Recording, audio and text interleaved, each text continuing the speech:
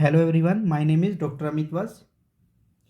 Today we discuss lecture number 12.1. In this lecture, the topic discuss beta and gamma function. Dear students, the beta and gamma function is very easy and important topic for integrate the integral. The definite integral solve easily using beta and gamma function. Students, इस topic को हम 3 video में discuss करेंगे। पहली video में beta function, उसकी property और कुछ उसके एग्जाम्पल होंगे। दूसरी वीडियो में गामा फंक्शन, उसकी प्रॉपर्टी और कुछ क्वेश्चन पे उसको अप्लाई करेंगे। और तीसरी वीडियो में relation between beta and gamma function, उसका एप्लीकेशन और कैसे उसको क्वेश्चंस के ऊपर अप्लाई किया जाएगा, इसे हम 3 वीडियो में पूरे टॉपिक को डिस्कस करने वाले हैं। तो सबसे पहले हम इस वीडियो में डिस्कस करते हैं बीटा फंक्शन क्या है।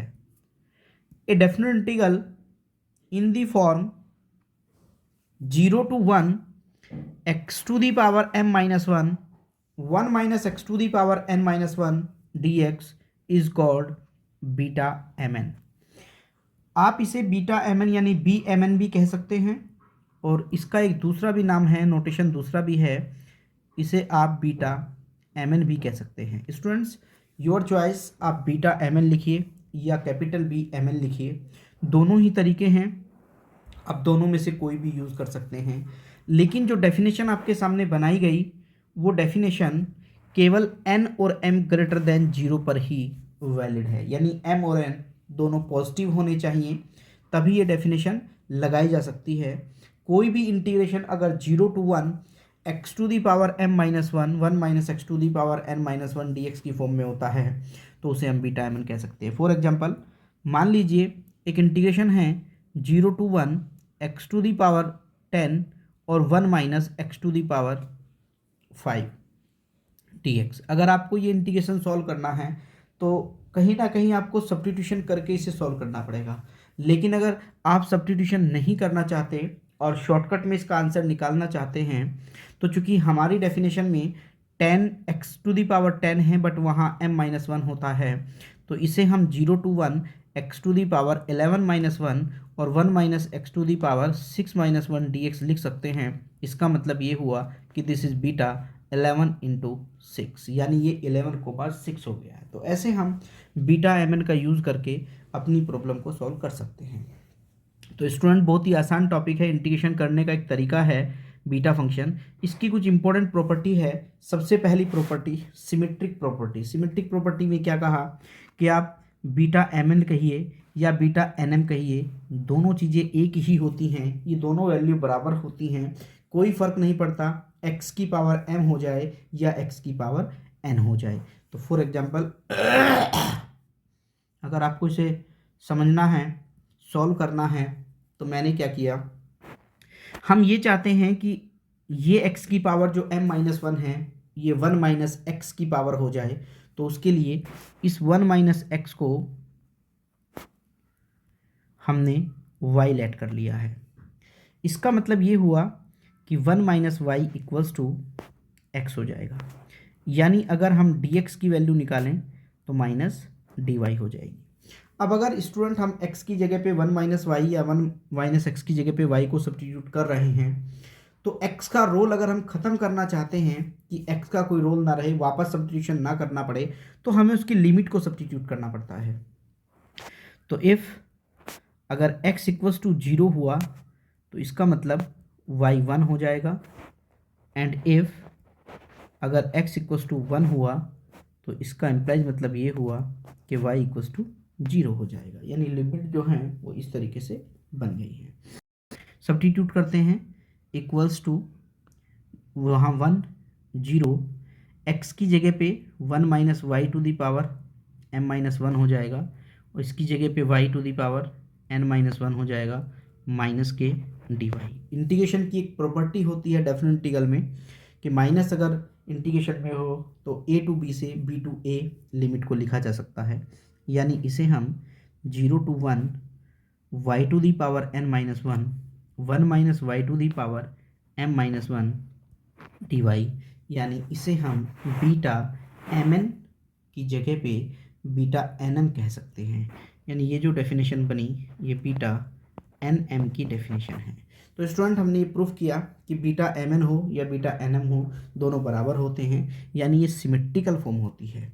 एक और प्रॉपर्टी पढ़ते हैं, another form beta and gamma function, या prove that beta M N equals to 0 to infinity x to the power n minus 1 plus x to the power m plus n d x, या फिर x to the power m minus 1 भी हो सकता है। वही definite integral की property जो हम बीटा फंक्शन में लेकर के चले, beta M N equals to 0 to 1 x to the power m minus 1 minus x to the power n minus 1 और डी एक्स, इसी में हमें ये फॉर्म अनदर फॉर्म बनानी है।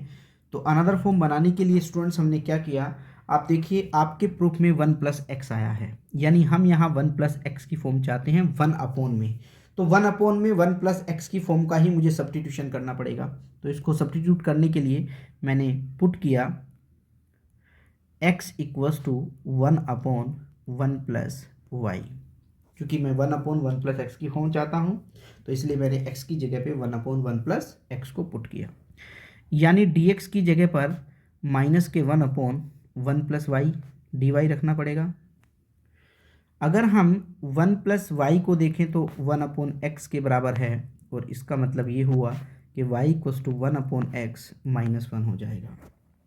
If x equals to 0 implies that y tends to infinity, and if x equals to 1 then implies y equals to 0। यानी ये हमें लिमिट का भी सब्स्टिट्यूशन करना पड़ेगा। स्टूडेंट ध्यान दीजिएगा, जब हम लिमिट को सब्स्टिट्यूट करते हैं तो पहले वेरिएबल का रोल ख़त्म हो जाता है, उसकी हमें दोबारा से सब्स्टिट्यूशन करने की आवश्यकता नहीं होती, तो इसलिए हम लिमिट को भी साथ में सब्स्टिट्यूट करते हैं। ये सारी वैल्यू अगर हम इसके अंदर पुट करना चाहते हैं तो पुट करते हैं, लिमिट इन्फिनिटी टू 0 हो जाएगी, क्योंकि 0 पर इन्फिनिटी था और 1 पर 0।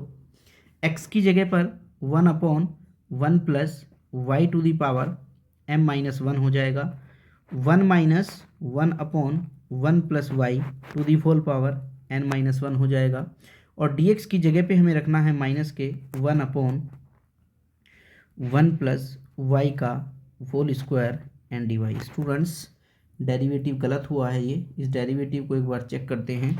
ये चूँकि माइनस में आएगा और स्क्वायर के बराबर आता है डेरिवेटिव। तो इस तरीके से हमने डिफरेंशिएशन कर दिया है और यहाँ पर वैल्यू को सब्स्टिट्यूट कर दिया है। इसको थोड़ा सा कैलकुलेट कर लेते हैं, सिंप्लीफाई करते हैं। माइनस चूँकि यहाँ है लिमिट में, तो माइनस आने से अपर लिमिट लोअर लिमिट में कन्वर्ट हो जाती है, यानी ये लिमिट 0 से इन्फिनिटी हो जाएगी। 1 upon 1 plus y to the power m minus 1, ये कैलकुलेट करेंगे तो y की power n minus 1 upon 1 plus y to the whole power n minus 1 हो जाएगी, और 1 upon 1 plus y to the power 2 और डी वाई। थोड़ा और सिंप्लीफाई कर लेते हैं, ऊपर हो जाएगा 0 to infinity y to the power n minus 1, और नीचे हो जाएगा 1 plus y to the power, ध्यान से देखिएगा स्टूडेंट्स, m माइनस 1 और n माइनस 1 और प्लस 2, यानी जब तीनों प्लस होंगे तो माइनस वन प्लस 2 यानी 0 हो जाएगा। इसका मतलब m plus n into d y हो गया है। यानी इसका मतलब हम ये कह सकते हैं कि अगर हम इसे देखें तो ये हमारी फॉर्म बन गई है। y को अगर मैं दोबारा से x से रिप्लेस कर दूं तो 0 to infinity x to the power n minus 1 upon 1 plus x to the power m plus n into d x. यानी स्टूडेंट आप y में लिखिए, आप x में लिखिए। मैंने पहले ही आपको बताया, क्योंकि हम वापस सब्स्टिट्यूशन नहीं कर रहे हैं, हम एक अनदर वेरिएबल उसकी जगह पर रख रहे हैं। जो पहले हमने x में वैल्यू रखी थी वो दोबारा से हमारी लिमिट चेंज होने से चेंज हो गई थी। ये आप ऐसे लिखिए, x की पावर n माइनस 1 लिखिए, या बीटा एम एन में, क्योंकि m और n बराबर होते हैं तो n माइनस 1 भी लिख सकते हैं। तो इस तरीके से स्टूडेंट्स हमने दो प्रॉपर्टी को समझा कि किस तरीके से हम इनको कर सकते हैं। एक और प्रॉपर्टी है हमारे पास, यानी ज़रूरी नहीं है कि जो बीटा गामा फंक्शन है केवल 0 to 1 इंटरवल में ही काम करेगा या 0 टू इन्फिनिटी में ही काम करेगा। इतने छोटे से इंटरवल में अगर हम करेंगे तो उसको तो हम वैसे भी सॉल्व कर सकते हैं, फिर हमें ये इतना सारा टॉपिक पढ़ने की आवश्यकता नहीं होती। यानी हम चाहते हैं कि एक ब्रॉड एरिया के अंदर ये बीटा गामा फंक्शन काम करे, तो इसीलिए हमने एक और प्रॉपर्टी उसकी बना रहे हैं कि अगर 0 to π/2 हो साइन की पावर पी थीटा कोस की power q theta d theta equals to 1/2 beta p plus 1/2 q plus 1/2 होता है। तो फिर से हम वही प्रॉपर्टी जो बीटा फंक्शन की है लेकर के चले। एक सब्स्टिट्यूशन करना पड़ेगा हमें, क्योंकि हम साइन और कोस में चाहते हैं इस बार उसे। तो हमने क्या किया, पुट किया x equals to sine square theta, यानी अगर dx की जगह मुझे रखना है तो 2 sine theta cos theta d theta रखना पड़ेगा। लिमिट भी सब्स्टिट्यूट करनी है, क्योंकि हम दोबारा से उस वेरिएबल को सब्स्टिट्यूट करना नहीं चाहते। तो अगर x 0 होगा तो इसका मतलब हो जाएगा कि साइन थीटा 0 होगा, और साइन थीटा 0 होने का मतलब है थीटा इक्वल्स टू 0। और अगर x 1 होगा तो इसका मतलब ये हो जाएगा कि साइन थीटा इक्वल्स टू 1 हो गया, और 1 जो वैल्यू होती है वो साइन π/2 की होती है, यानी थीटा इक्वल्स टू π/2 हो गया है। तो जब हम ये पूरा सब्स्टिट्यूशन इसके अंदर करेंगे तो इंटीग्रेशन की जो लिमिट्स हैं वो 0 to π/2 हो गई है। x की जगह पे मुझे रखना है साइन स्क्वायर थीटा, यानी साइन थीटा की पावर हो जाएगी 2m-2, और 1 माइनस साइन स्क्वायर थीटा पूरी होल पावर हो जाएगी n-1, और dx की जगह पे रखना पड़ेगा 2 साइन थीटा कॉस थीटा और डी थीटा। ये सब्स्टिट्यूशन हमने कर दिया है। थोड़ा सिंप्लीफाई कर लेते हैं। 2 को मैंने बाहर निकाल दिया है, 0 to π/2 sine theta to the whole power 2m-1 हो जाएंगी, क्योंकि यहाँ पर भी एक पावर है अभी, यहाँ पर भी एक पावर है अभी, और 2m-2 यहाँ पे पावर है, तो 2m-1 हो जाएगी।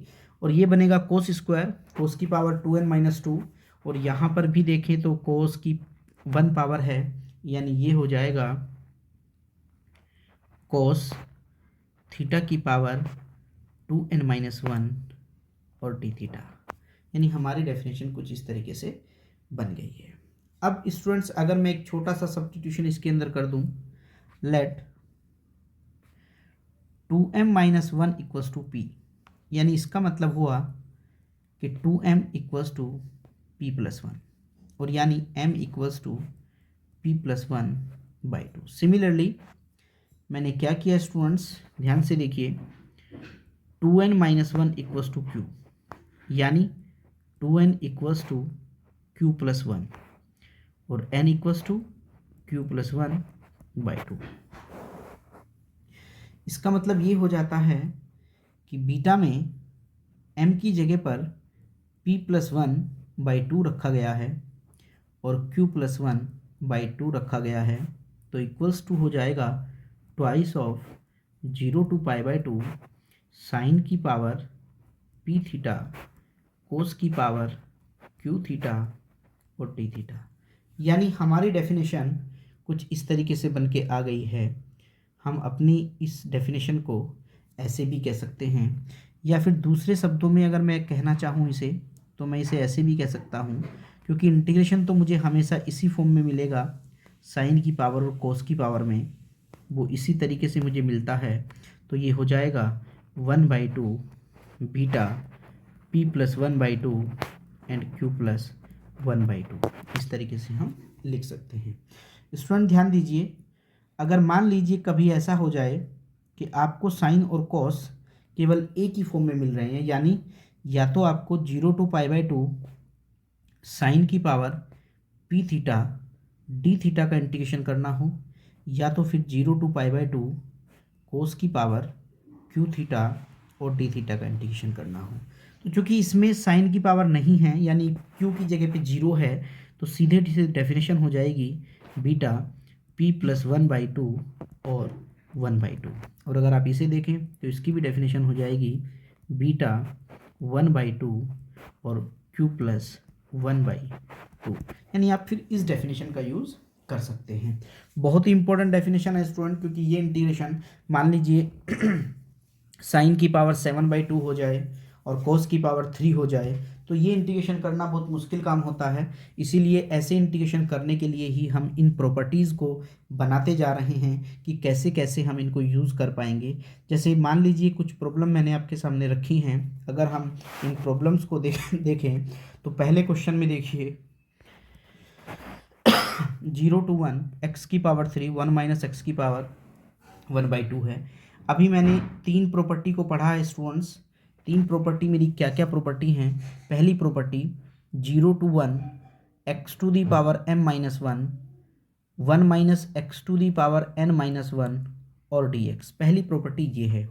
दूसरी प्रॉपर्टी में मैंने ये पढ़ा कि दूसरी प्रॉपर्टी है 0 to infinity x to the power m minus 1 upon 1 plus x to the power m plus n। और तीसरी प्रॉपर्टी जो मैंने पढ़ी है वो ये पढ़ी है कि 0 to π/2 साइन की पावर p थीटा कोस की पावर q थीटा और d थीटा। तो मुझे अपने क्वेश्चन में सबसे पहले यही देखना होगा कि कौन सी प्रॉपर्टी कहाँ पर यूज़ हो रही है। अगर मुझे प्रॉपर्टी लगानी आ गई तो फिर मेरा काम आसान हो जाएगा।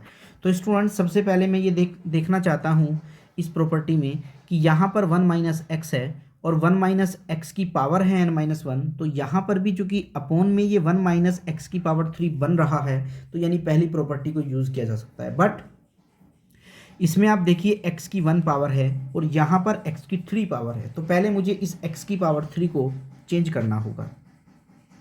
तो मैंने क्या किया स्टूडेंट्स, ध्यान से देखिएगा, मैंने ये किया सब्स्टिट्यूशन कि let x to the power 3 equals to t, या मैं y भी रख सकता हूँ।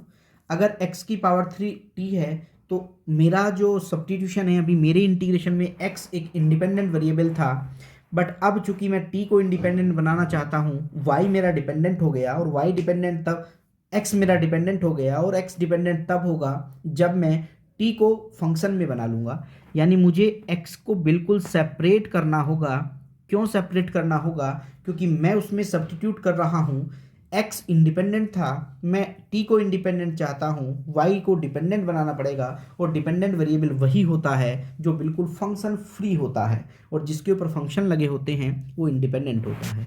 तो dx की जगह भी मुझे रखना पड़ेगा 1/3 t to the power 1/3 minus 1 और dt, यानी dx इक्वल्स टू हो जाएगा 1/3 t टू दी पावर -2/3 और dt। लिमिट्स भी चेंज करनी पड़ेंगी। अगर मान लीजिए कि x 0 है तो इसका मतलब हुआ कि t भी 0 हो जाएगा, और यदि x 1 के बराबर है तो इसका मतलब है कि t भी 1 हो जाएगा। तो यानी हमने लिमिट्स सब्स्टिट्यूशन कर दिया है, तो इस सब्स्टिट्यूशन को रख देते हैं इसके अंदर। 0 to 1 हो जाएगा फिर से, और x की पावर 3 यानी ये t हो गया इंटू 1 माइनस ये भी t हो गया है, और इसकी पावर माइनस की 1/2 है, पावर 1/2 है, और dx की जगह रखना पड़ेगा 1/3 t to the power minus के 2/3 और dt। यानी इसको थोड़ा सा और अगर मैं सिंप्लीफाई करूं तो 0 to 1 t की power 1/3 into t to the power 1 यहाँ है और वहाँ -3, यानी t की पावर 1/3 हो जाएगा। 1 माइनस टी की पावर भी माइनस के 1/2 और dt हुआ। थोड़ा सा और सिंप्लीफाई कर लेता हूँ। 1/3 को मैंने बाहर निकाल दिया। 0 to 1 t to the power l-1 की फॉर्म होनी चाहिए, तो मैंने क्या किया 1/3 और 1 minus t to the power minus के 1/2 है, तो इसमें हमने चूँकि हमें फॉर्म दूसरी चाहिए +1 -1 करना पड़ेगा, इसमें भी +1 और -1 कर लेता हूँ dt के बराबर, यानी 1/3 और ये हो जाएगा बीटा यानी 4/3 और ये हो जाएगा 1/2। तो इस तरीके से हम अपनी डेफिनेशन लगा के आंसर निकाल सकते हैं। लेकिन हमारा इंटीग्रेशन कभी भी बीटा में आंसर नहीं देते हैं। हमारे इंटीग्रेशन एक न्यूमेरिकल वैल्यू वो देते हैं, बट यहाँ पे वैल्यू बीटा में आ रही है। अभी हमें बीटा के कुछ रिलेशंस गामा के साथ पढ़ने हैं। गामा भी बीटा का जब रिलेशन हम कर लेंगे तो तब हमारी उसी तरीके से आंसर आने शुरू हो जाएंगे जैसे कि हमारी क्वेश्चंस के आंसर आने चाहिए। एक और एग्जांपल लेते हैं स्टूडेंट।